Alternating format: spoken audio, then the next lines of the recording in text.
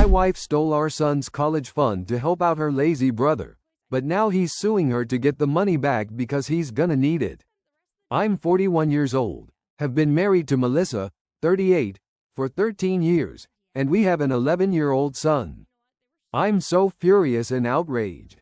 My wife, my not-so-bright wife, thinks it's fine to waste the money meant for our son's college, all for a reason even dumber than that. Yesterday, I sat down to check my accounts and noticed money was missing from the college fund. It struck me as odd since I only ever deposit money into that account and never withdraw from it. I might dip into my savings or even my retirement fund during a real crisis, but hell no, not our son's college fund. That's his future. I've been setting aside that money since he was born. Every single month, without fail, a portion of my income went into that account. I made a promise to myself that, unlike me, my son would have a real shot at going to college and securing a future. You see, I came from nothing. I grew up in poverty, with 4 siblings and barely any food on the table. My parents worked themselves to the bone, but it was never enough.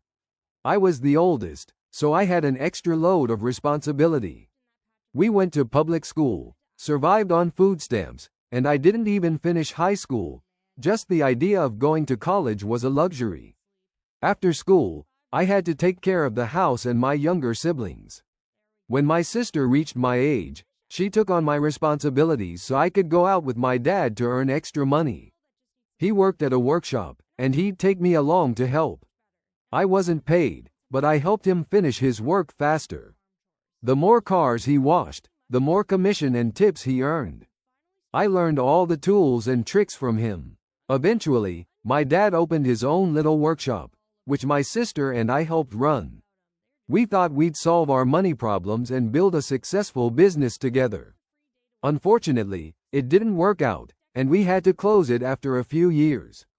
We all went back to working separately. I started at a workshop and eventually set up my own. I met Melissa in my 20s, and we got married a few years later. The day my son was born, I promised him that he wouldn't share my fate. I started saving for his college. Melissa loved the idea of me taking our son's future so seriously.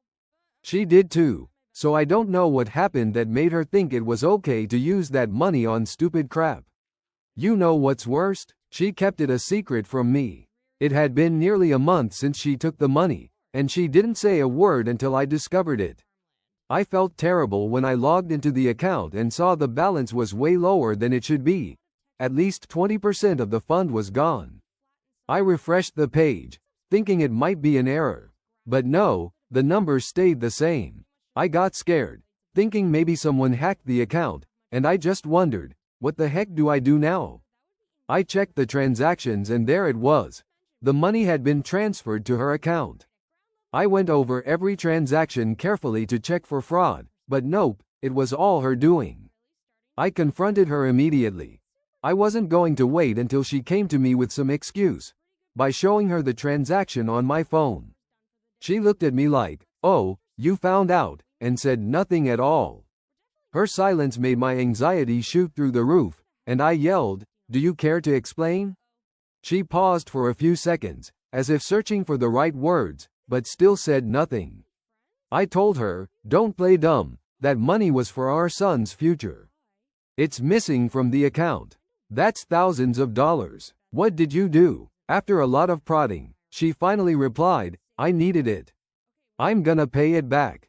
I could feel my jaw clench so tight I thought my teeth were gonna break, and I'd be stuck eating processed food for the rest of my life. "You needed it for what?" I demanded again. Silence. Her attitude was driving me crazy. She wouldn't tell me what on earth she spent such a huge amount of money on. It seemed like it wasn't even my business. I didn't even notice I was yelling so much, about all these little things, about the urgency of buying something, and why she had to use our son's college fund. Finally, she admitted shyly, "I've wanted a pair of diamond earrings for a while. They were on sale and I couldn't resist." I thought she'd use the money and then replace it each month. It's unbelievable. She actually bought diamond earrings. She knows perfectly well what that money means to me. I worked my ass off to save that money, and she just took it without a word. She didn't seem to grasp how serious this was, or that she'd spent money on something so frivolous. Her answer for everything was just, "Relax, I'm gonna pay it back," in that flat tone. I was at my breaking point. Relax? How are you gonna pay it back? Did you get a secret raise or win the lottery? Because the last time I checked, your paycheck barely covers your share of the bills and your spa dates. So tell me, how do you plan to replace that money? She was already getting annoyed by all my questions. You're being so dramatic. It's not like I took everything, she snapped. I rubbed my face, trying not to say something I'd regret. You took thousands of dollars. Years of saving and planning, gone, and you couldn't care less. We're talking about our son's money here. With not a hint of remorse, she said, if it matters to you, it does, but it's not like we can't start saving again. Your new workshop is doing great. We'll get the money back. I asked, do you really think it's that easy? You've set us back years. Do you even understand that? She got mad that I was insisting, rolled her eyes, and said, look, I already said I'll fix it. What more do you want me to say? That was when I exploded. A sincere apology would have been a good start. Maybe some genuine remorse. Maybe a plan that wasn't just, I'll pay it back when I feel like it. Instead, she replied, you act like I committed a crime. It's our money. It's not even needed for at least 5 years. Her comment that it was just money made my blood boil. No, it wasn't just money. It was our son's future, and worst of all, she didn't even show the slightest sign of caring. I can't put into words how pissed off I am inside. Since then, I haven't spoken to her. She said she'd give me space to cool off and that we could have a mature conversation later. I don't think that'll happen until she understands the gravity of her mistake, and honestly, based on her reaction, I don't expect it to. I've found myself wondering a couple of times if I'm ever gonna be ready to talk, but I'm not as ready as I should be. Do you think I'm being unreasonable in my anger? Am I overreacting, like she says, because it's just money, when really, it's everything?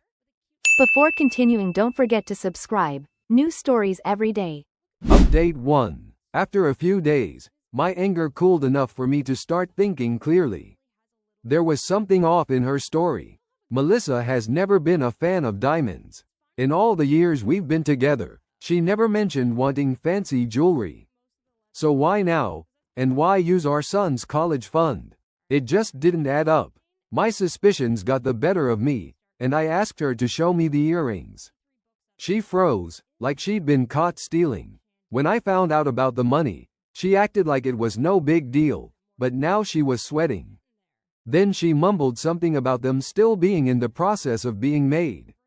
I asked, oh, so you had them custom made? And she nodded, yeah. I told her, all right, show me the design. She started stammering, claiming it was on the iPad and she'd show it later. I just stared at her. I knew she was caught. Next, she opened some random image on Google and showed it to me as if I wouldn't notice. I sighed and asked directly, what's going on?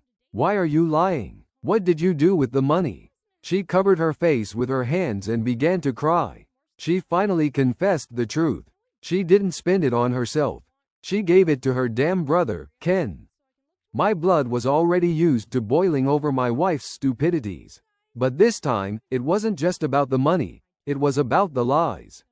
She's always had a special attachment to Ken. She practically raised him after their parents died in a car accident when she was 17. While her friends were off to college, she was working double shifts in stores, making sure Ken had food and clothes. She sacrificed everything for him. That was one of the things I admired most about her because it resonated with my own story. When my dad's workshop closed, my sister and I moved to the city. I got a job at a repair shop. My sister worked in a store, and Melissa was her coworker. My sister introduced us. I was 21, she was 19, and Ken was just a kid, maybe 11 or 12. She worked her heart out so he wouldn't have to go through what she did. I respected her for that. I knew what it was like to care for younger siblings. being in the same situation, supporting my parents and siblings. I proposed to her, even though I didn't have much, and we got married. Those early years were tough. We barely made ends meet. I worked overtime, and so did she. But we made it. She said she'd help Ken until he could stand on his own, but she never did. He just kept asking for help, and she never stopped giving. It wasn't the first time she bailed him out, not by a long shot. The guy is a grown man with a wife and kids, and she still fixes his life. She paid his rent when he got evicted, covered his car payment when he couldn't budget, and even cleared his gambling debts twice. And now this? A few years back, Ken started a candy truck business with her help. I never had a problem with her helping him with small things, but he's irresponsible. He took out loans, got into debt, and when his business failed, he ran straight to his sister.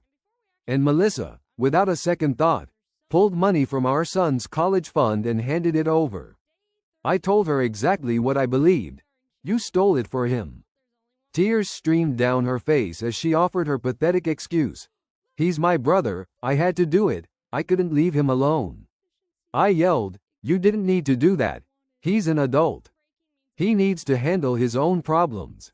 She shook her head, still crying, saying, you don't understand, he has no one else. I shouted louder, and what about our son? Does he have someone else to care for him, or does that not matter to you? She cried even harder, but I felt not even a shred of pity. I said, you stole and then lied to cover it up. You made me think you spent it on shopping when you were actually bailing out an adult. A grown man who refuses to take responsibility for his damn life. Why did you lie? She whispered. I was scared. I knew you'd get even angrier if I told you the truth. It was obvious you'd be furious and wouldn't let our son's money go to waste on someone unworthy. Of course I'm angry because this isn't just about money, it's about trust. Now I don't know if I can ever trust you again. Frankly, at this point, I'd have almost preferred you to have bought those damn diamonds. At least we could sell them if things went south. But giving it to Ken was like setting fire to the money. There's no way to get it back. There's no way to sell Ken. I bet not even on the black market would they take him. She tried to hold my hand, but I pulled away.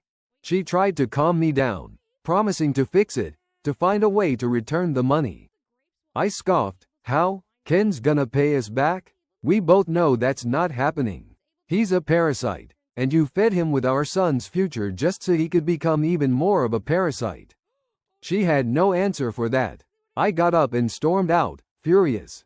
I need space, don't follow me. In that moment, I felt more betrayed than ever in my life. I kept thinking I was married to a stranger. A woman capable of stealing from her own child and lying to my face without a trace of guilt.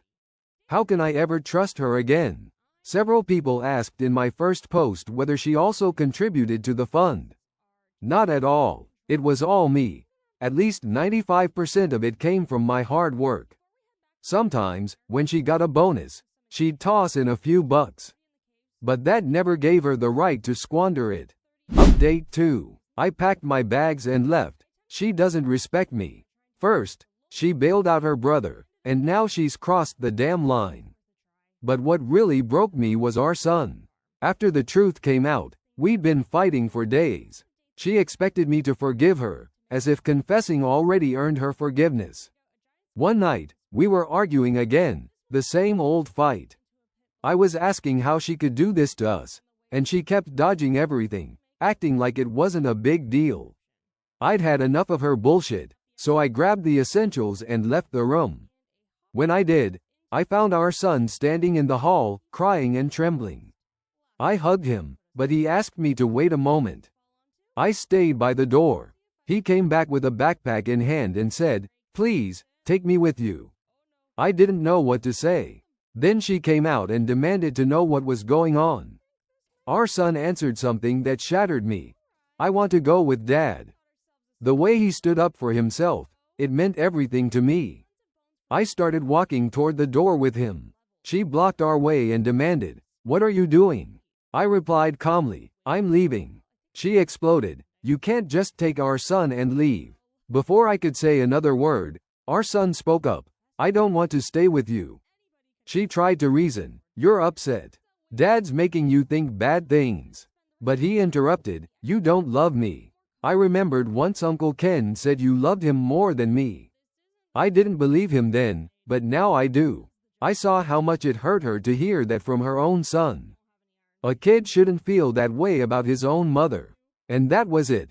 I wasn't about to let him stay in a home where he was always the second choice. She looked at me desperately, searching for help, for a way to get me to defend her, but I had nothing left to give. She brought it on herself. We passed right by her, and she grabbed my arm, digging her nails in. You can't do this. You're turning him against me, she pleaded. I shook her off and said, I didn't have to say a word, this is all on you. She gritted her teeth and threatened to fight for full custody. Until that moment, I hadn't seriously considered divorce, but at that instant, she gave me the best idea ever. Do it. There was no turning back. I looked her straight in the eyes and said calmly, go ahead and try. See how far you get. We left and went to my parents' place. We've been living here for 2 weeks, and I've already filed for divorce. My mother insisted I find a place nearby so they could help me raise my son. I already found one. We're moving next week. The ironic thing is that Melissa hasn't even bothered to contact us. Not a damn call, not a message, nothing. I don't know. I expected her to at least ask how my son was doing. At first, every time my phone rang, my son would look at it, hoping it was her. Then he stopped checking and asking. He gave up on her, saying, she doesn't care. I tried telling him, she's just pissed because we left. I didn't know what else to say to a kid whose own mother doesn't care. But he looked at me with cold eyes and said, who's more important to her, Dad or you? I didn't say another word because maybe he was right. He swore he'd never see her again. He said he doesn't have a mom anymore. I know he's hurting. I know he doesn't really mean it. But damn it, it makes my blood boil that she made him feel this way.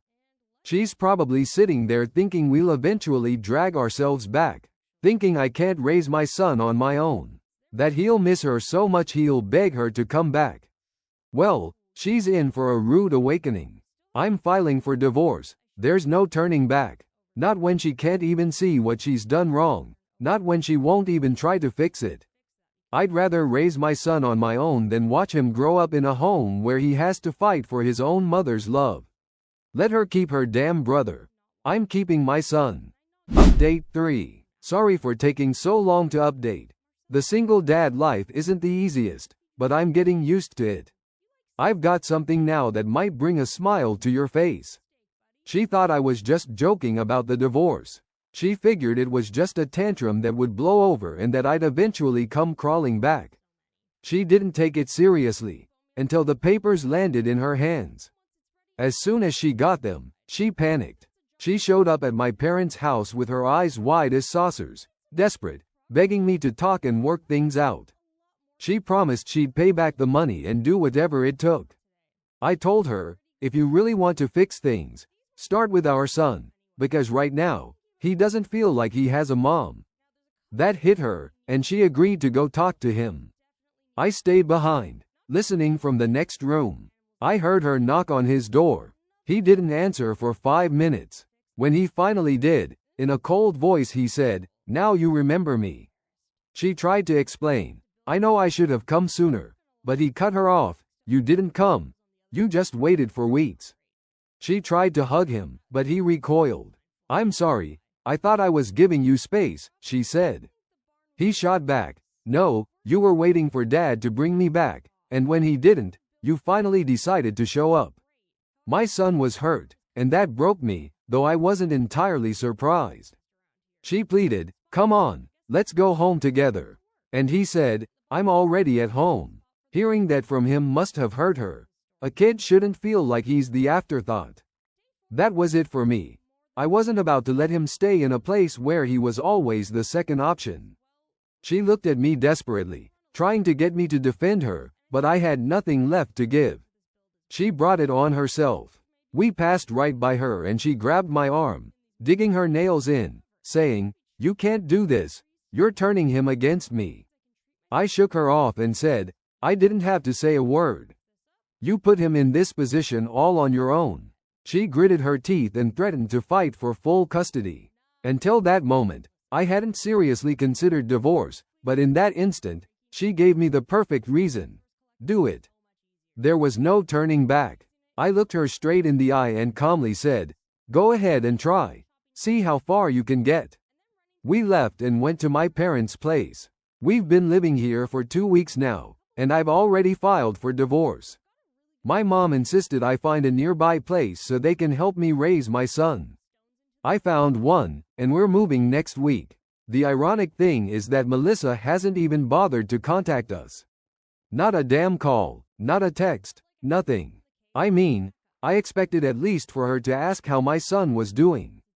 At first, every time the phone rang, he'd glance at it, hoping it was her. Then he stopped checking, stopped asking. He's given up on her, saying, she just doesn't care. I tried to tell him, she's only upset because we left. I didn't know what else to say to a kid whose own mom doesn't want him. Then he looked at me with cold eyes and said, who's more important to her, Dad or you? I couldn't say another word because maybe he was right. He swore he'd never see her again, saying he doesn't have a mom anymore. I know he's hurting. I know he doesn't really mean it. But damn it, it boils my blood that she made him feel like that. She's probably sitting there thinking we'll crawl back together, convinced I can't raise our son on my own or that he'll miss her so much he'll beg her to return. Well, he's in for a rude awakening.